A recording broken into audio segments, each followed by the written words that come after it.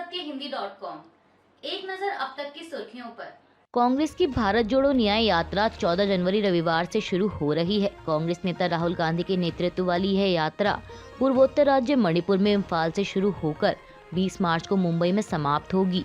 बता दें कि 66 दिनों तक चलने वाली भारत जोड़ो न्याय यात्रा 15 राज्यों से होकर गुजरेगी, जिनमें मणिपुर, नागालैंड, असम, मेघालय, अरुणाचल प्रदेश, पश्चिम बंगाल, बिहार, झारखंड, ओडिशा, उत्तर प्रदेश, छत्तीसगढ़, मध्य प्रदेश, राजस्थान, गुजरात और महाराष्ट्र शामिल हैं। 6,713 किलोमीटर का रास्ता तय करने वाली इस यात्रा को पैदल और बस के जरिए कवर किया जाएगा। इस दौरान कांग्रेस नेता राहुल गांधी जगह जगह रुककर स्थानीय लोगों से संवाद करेंगे और जनसभाओं को संबोधित करेंगे। कांग्रेस नेता राहुल गांधी की भारत जोड़ो न्याय यात्रा की जानकारी देते हुए पार्टी महासचिव जयराम रमेश ने बताया कि यात्रा से पहले थौबल जिले में एक सभा होगी, जिसके बाद कांग्रेस अध्यक्ष मल्लिकार्जुन खड़गे यात्रा को हरी झंडी दिखाएंगे।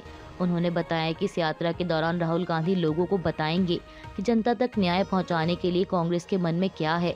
कांग्रेस नेता ने कहा कि एक राजनीतिक पार्टी की वैचारिक यात्रा है, न कि कोई चुनावी यात्रा। पिछली यात्रा में राहुल गांधी का संदेश नफरत से लड़ने के लिए मोहब्बत था, लेकिन इस यात्रा का संदेश अन्याय से लड़ने के लिए न्याय है। जयराम रमेश ने आगे कहा कि बीते 10 साल में जिस तरह का अन्याय हुआ है, उसके जवाब में यह न्याय यात्रा हो रही है। न्याय भारतीय संविधान की नींव है, उसके बिना स्वतंत्रता, बराबरी और भाईचारा संभव नहीं है।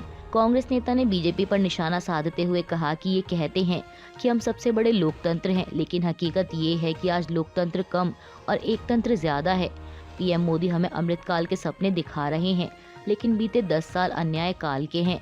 पिछले 10 साल में सामाजिक, आर्थिक और राजनीतिक जो अन्याय हुआ है, उसके चलते ये यात्रा निकाली जा रही है।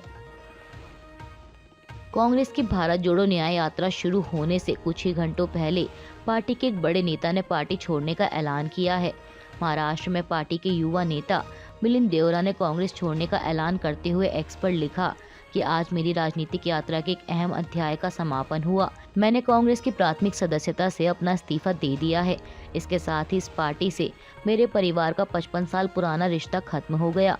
उन्होंने कहा कि मैं सालों तक उनके अटूट समर्थन के लिए पार्टी के सभी नेताओं, सहकर्मियों और कार्यकर्ताओं का आभारी हूं। बता दें कि मिलिंद देवरा कांग्रेस के वरिष्ठ नेता और केंद्रीय मंत्री रह चुके मुरली देवरा के बेटे हैं।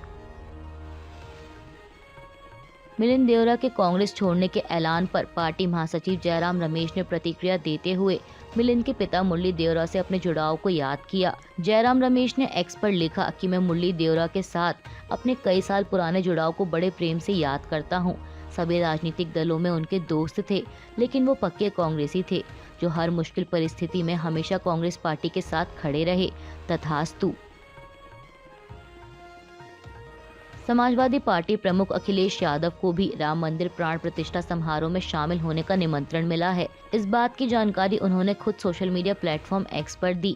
अखिलेश यादव ने मंदिर ट्रस्ट को बधाई देते हुए लिखा कि श्री राम जन्मभूमि मंदिर अयोध्या के प्राण प्रतिष्ठा समारोह से इसने निमंत्रण के लिए धन्यवाद और समारोह के सकुशल संपन्न होने की हार्दिक शुभकामनाएं। हम प्राण प्रतिष्ठा समारोह के बाद परिवार सहित राम मंदिर के दर्शन करने जरूर आएंगे। आज प्राप्त निमंत्रण के लिए दोबारा धन्यवाद।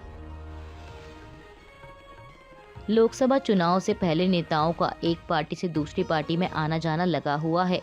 इसी क्रम में आंध्र प्रदेश की सत्तारूढ़ वाईएसआरसीपी को एक और बड़ा झटका लगा है। दरअसल वाईएसआरसीपी के लोकसभा सदस्य बालाशौरी वल्लभ नैनी ने कल शनिवार 13 जनवरी को पार्टी से इस्तीफा दे दिया। इसकी जानकारी देते हुए उन्होंने कहा कि मैंने एक्स पर जानकारी दे दी है और मैं उन्हें अपना इस्तीफा पत्र भी भेज रहा हूं। वल्लभ नैनी ने कहा कि मछलीपट्टनम के विधायक पन्नी वेंकट रमैया ने उन्हें पिछले 5 सालों से निर्वाचन क्षेत्र का दौरा करने की अनुमति नहीं दी, जिसकी मैंने कई बार शिकायत की, लेकिन मुख्यमंत्री ने कोई जवाब नहीं दिया।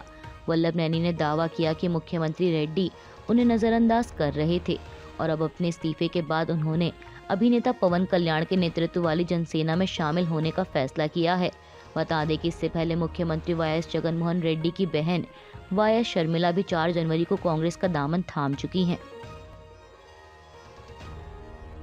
कांग्रेस अध्यक्ष मल्लिकार्जुन खड़गे ने एक्स पर जानकारी देते हुए बताया कि कल शनिवार को इंडिया अलायंस की समन्वय समिति के नेताओं की बैठक हुई। उन्होंने कहा कि बैठक में शामिल सभी लोग इस बात को लेकर खुश थे कि लोकसभा चुनाव में सीटों के बंटवारे को लेकर बातचीत सही दिशा में जा रही है। खड़गे ने बताया कि कांग्रेस ने सहयोगी दलों के साथ आने वाले कार्यक्रमों पर चर्चा की।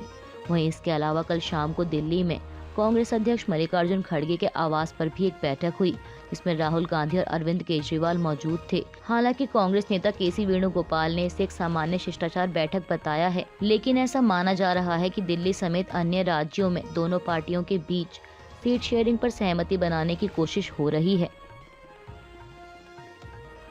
आगामी लोकसभा चुनाव में इंडिया अलायंस के प्रधानमंत्री चेहरे को लेकर एनसीपी प्रमुख शरद पवार ने कहा कि वोट मांगने के लिए किसी चेहरे को आगे करने की जरूरत नहीं है। उन्होंने कहा कि हम चुनाव के बाद नेता का चयन करेंगे और हमें देश को बेहतर विकल्प उपलब्ध कराने का भरोसा है। शरद पवार ने उदाहरण देते हुए कहा कि 1977 में मोरारजी देसाई को विपक्ष द्वारा प्रधानमंत्री पद के चेहरे के रूप में पेश नहीं किया गया था। इसके अलावा उन्होंने राम मंदिर प्राण प्रतिष्ठा को लेकर कहा कि अयोध्या में राम मंदिर का कोई विरोध नहीं करता, लेकिन जिस मंदिर का निर्माण अभी पूरा नहीं हुआ है उसमें प्राण प्रतिष्ठा समारोह आयोजित करने के राजनीतिक मकसद पर सवाल उठ रहा है। केंद्रीय रक्षा मंत्री राजनाथ सिंह ने कल शनिवार 13 जनवरी को कहा कि अयोध्या नगरी को अंततः वह सम्मान मिल गया है जिसकी वह हकदार थी और जो उसे आज़ादी के तुरंत बाद मिलना चाहिए था। उन्होंने कहा कि हिंदुओं के लिए अयोध्या वही है तो मुसलमानों के लिए मक्का है और ईसाइयों के लिए यरूशलेम है। राजनाथ सिंह ने कहा कि इस देश में ऐसे लोग थे जो भगवान राम के अस्तित्व पर सवाल उठाते थे, वे उन्हें काल्पनिक चरित्र कहते थे, लेकिन ऐसे लोग आज हाशिए पर तो चले ही गए हैं और साथ ही प्रधानमंत्री नरेंद्र मोदी के कारण वे भी अब रामधुन गा रहे हैं। राम के बिना भारत की कल्पना नहीं की जा सकती। बता दें कि रक्षा मंत्री ने यह बात एक पुस्तक विमोचन कार्यक्रम के दौरान कही। इस पुस्तक को बीजेपी नेता बलबीर पुंज ने लिखा है, जिसे ट्रिस्ट विद अयोध्या नाम दिया गया है। पुस्तक में बलबीर पुंज ने दावा किया है कि राम मंदिर मुद्दा क्षेत्र के हिंदू और मुसलमानों के बीच बहस का विषय नहीं था। उन्होंने कहा कि भारत के पहले प्रधानमंत्री जवाहरलाल नेहरू नहीं चाहते थे कि उस स्थान पर मंदिर का निर्माण हो। पुंज ने आरोप लगाया कि नेहरू की नफरत सोमनाथ या अयोध्या तक सीमित नहीं थी, उन्हें मंदिरों से नफरत थी। 5 दिवसीय चीन की यात्रा पर गए मालदीव के राष्ट्रपति मोहम्मद मुइज्जू वापस अपने देश लौट आए हैं और वापस आते ही उन्होंने दो टूक कहा है कि हमें बुली करने का लाइसेंस किसी के पास नहीं है। मुइज्जू ने कहा कि हम भले ही छोटा देश हो सकते हैं, लेकिन इससे किसी को भी हमें बुली करने का लाइसेंस नहीं मिलता। हालांकि उन्होंने प्रत्यक्ष रूप से किसी का नाम लेकर यह बयान नहीं दिया, लेकिन इस बयान से उनका इशारा भारत की ओर माना जा रहा है, क्योंकि मुइज्जू का यह बयान ऐसे समय पर आया है जब भारत और मालदीव के बीच राजनयिक विवाद चल रहा है। गौरतलब है कि प्रधानमंत्री मोदी पर मालदीव के मंत्रियों की अपमानजनक टिप्पणी के बाद से यह विवाद शुरू हुआ था, जिसके कारण कई भारतीयों ने अपना मालदीव का ट्रिप कैंसिल कर दिया और इंटरनेट पर बॉयकॉट मालदीव ट्रेंड करने लगा। हालांकि पीएम मोदी पर आपत्तिजनक टिप्पणी करने वाले मालदीव सरकार के तीनों मंत्रियों को सस्पेंड कर दिया गया। बावजूद इसके दोनों देशों के बीच विवाद अभी भी शांत नहीं हुआ है। भारत से जारी विवाद के बीच मालदीव के राष्ट्रपति मोहम्मद मुइज्जू को अपने ही देश में काफी आलोचना का सामना करना पड़ रहा है। इस बीच खबर है कि मालदीव की राजधानी माले में हुए मेयर के चुनाव में मुइज्जू की पार्टी को करारी शिकस्त मिली है। मीडिया रिपोर्ट्स के अनुसार मालदीवियन डेमोक्रेटिक पार्टी ने माले के मेयर चुनावों में जीत हासिल की। एमडीपी उम्मीदवार आदम अजीम ने बड़े अंतर से यह जीत हासिल की है और उन्हें माले का नया मेयर नियुक्त किया गया है। वहीं गौर करने वाली खास बात ये है कि अजीम से पहले तक मोहम्मद मुइज्जू ही माले के मेयर थे, लेकिन उन्होंने पिछले साल ही राष्ट्रपति चुनाव लड़ने के लिए इस पद से इस्तीफा दे दिया था। इसके अलावा दूसरी खास बात ये है कि एमडीपी का नेतृत्व कर रहे पूर्व राष्ट्रपति मोहम्मद सोलेह को भारत समर्थक माना जाता है। ताइवान में हुए राष्ट्रपति के चुनाव में लाई चिंग-ते ने जीत दर्ज की है। वहीं सामने आए चुनावी नतीजों पर चीन ने पहली प्रतिक्रिया देते हुए कहा कि ताइवान में हो रहे किसी भी बदलाव से चीन की स्थिति में कोई बदलाव नहीं आएगा। चीनी विदेश मंत्रालय के प्रवक्ता के हवाले से मीडिया रिपोर्ट्स का कहना है कि ताइवान में कोई भी बदलाव आए, लेकिन इससे यह तथ्य तो नहीं बदल सकता कि ताइवान चीन का ही एक हिस्सा है। बता दें कि साल 2023 के अंत में ही चीनी राष्ट्रपति शी जिनपिंग ने कहा था कि ताइवान को चीन के साथ फिर से एकीकृत किया जाएगा। जिनपिंग कई मौकों पर यह स्पष्ट कर चुके हैं कि ताइवान चीन का ही एक हिस्सा है। वहीं ताइवान के नवनियुक्त राष्ट्रपति ने कल शनिवार को मीडिया से बातचीत के दौरान कहा कि हम अपने देश को चीन की धमकियों से बचाने के लिए काम करेंगे। मैं अपनी लोकतांत्रिक और स्वतंत्र संवैधानिक व्यवस्था के अनुसार संतुलित काम करूंगा। हम चीन के खिलाफ अपने देश की सुरक्षा के लिए प्रतिबद्ध हैं। उन्होंने आगे कहा कि हमें उम्मीद है कि चीन भविष्य में अपनी नई स्थिति को जान जाएगा। चीन को समझना होगा कि अब शांति से ही बात करने में फायदा है, धमकियों से कुछ नहीं होगा। लोकसभा चुनाव से पहले राजनीतिक दलों में जारी बयानबाजी के बीच असम के मुख्यमंत्री हेमंत बिस्वा शर्मा ने इंडिया अलायंस पर निशाना साधा है। उन्होंने कल शनिवार को अलायंस की तुलना एक टीवी सीरियल से करते हुए कहा कि इंडिया सिर्फ एक सीरियल है जो सिर्फ लोगों का मनोरंजन करेगा। गठबंधन का एक व्यक्ति दिन में नाराज रहेगा तो शाम को उसी गठबंधन का दूसरा व्यक्ति नाराज हो जाएगा। इस गठबंधन में कोई भी व्यक्ति की अपनी नीति नहीं है। पूरे गठबंधन की नींव सिर्फ एक व्यक्ति को हराना है। गठबंधन सिर्फ मोदी के खिलाफ है, इसका कोई दीर्घकालिक परिणाम नहीं है। शर्मा ने आगे कांग्रेस पर निशाना साधते हुए कहा कि देश की सबसे पुरानी पार्टी ने पूरे जीवन सिर्फ पाप किए हैं। कांग्रेस उम्र भर सिर्फ साजिश करती रह गई कि राम मंदिर ना बने। कांग्रेस को बाबर प्रिय हैं। कांग्रेस को भगवान राम के पास जाना अच्छा नहीं लगता, उसे सिर्फ बाबर के पास जाना ही अच्छा लगता है। कांग्रेस नेताओं को आमंत्रित करने का निर्णय सरासर गलत है। सिर्फ राम भक्तों को ही आमंत्रित किया जाना चाहिए।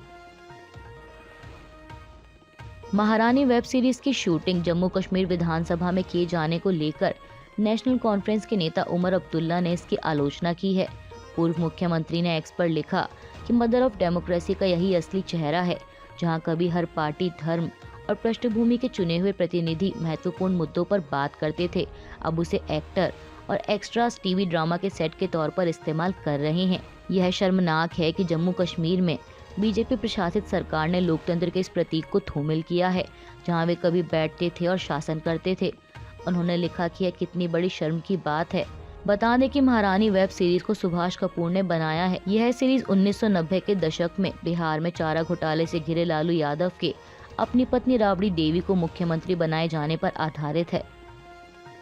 महारानी वेब सीरीज पर उमर अब्दुल्ला की आलोचना का जवाब देते हुए वेब सीरीज के निर्देशक हंसल मेहता ने इसे अपमानजनक बताया है। तीखी प्रतिक्रिया देते हुए मेहता ने कहा कि इसी उदासीन रवैये की वजह से भारत को अनुकूल शूटिंग लोकेशन नहीं माना जाता। मेहता ने उमर अब्दुल्ला के एक्स हैंडल पर जवाब देते हुए इसे अपमानजनक और पिछड़ी सोच बताया है। उन्होंने लिखा कि शर्म कैसी, एक ड्रामा को शूट करने से लोकतंत्र या मदर ऑफ डेमोक्रेसी कमतर कैसे होती है। फिल्म सेट पर हर कोई एक्टर होता है और बैकग्राउंड एक्टर, जिन्हें आपने एक्स्ट्रा कहा, वो भी इस देश के नागरिक हैं और उन्हें भी काम करने और सम्मान पाने का पूरा अधिकार है।